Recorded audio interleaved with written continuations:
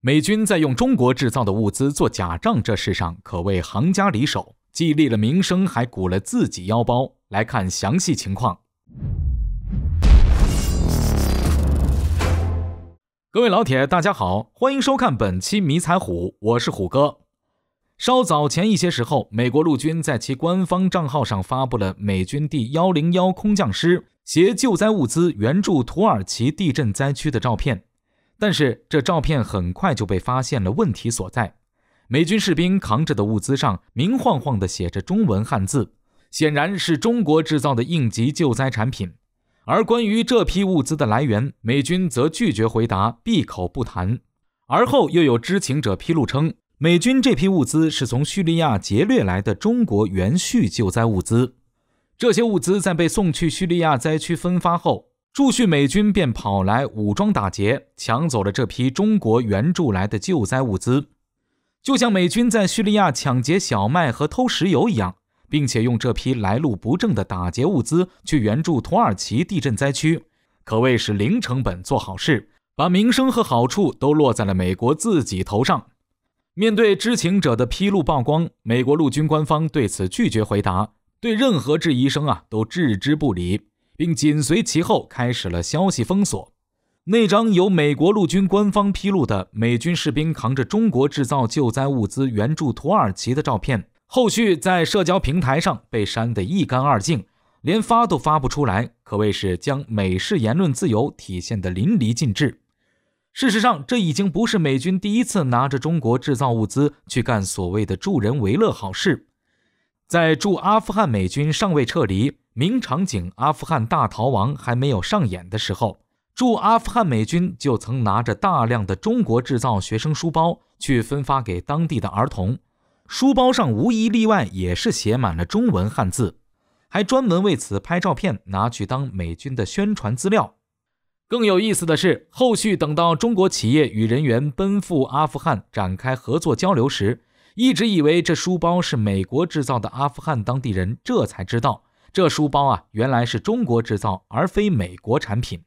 搞得驻阿美军那边很不爽，认为这是白忙活一趟，成了中国制造商品的快递员，到头来好名声没落到自己头上，反而归于中国。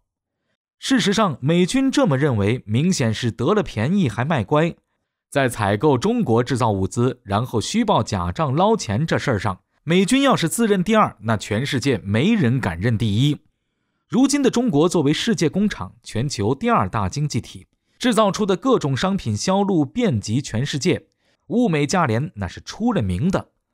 尽管明面上有美国政府搞出的各种限制举措，禁止美军采购各类型的中国物资和中国制造产品，但使用中国制造的例子在美军内部依旧是屡见不鲜，且屡禁不止。举个简单的例子来说，一件中国制造的防弹衣外售价格$500，美军后勤采购官与美军国防承包商串通一气，将中国制造的防弹衣买来，贴牌换个商标改成美国制造，采购价直接猛涨到$5000，翻10倍，然后再做假账呈报给国会走流程审核，只要不出问题，那中间做假账差价产生的这$4500，到最后就入了美军采购官与国防承包商的腰包，按约定分成。对于采购量巨大，还要求有一定量库存储备的防弹衣来说，这一单暗箱操作的买卖做下来，做假账的美军采购官和国防承包商就能赚得盆满钵满。真要出事被国会查出问题了，那也不要紧，精明的美军后勤采购官会在第一时间跳出来举报美国国防承包商贴牌造假，与之撇清关系。若被捕的国防承包商说采购官也分了钱，那就属于是造谣污蔑，美军后勤采购官直接不承认，且不会给合作关系的国防承包商留下任何把柄证据。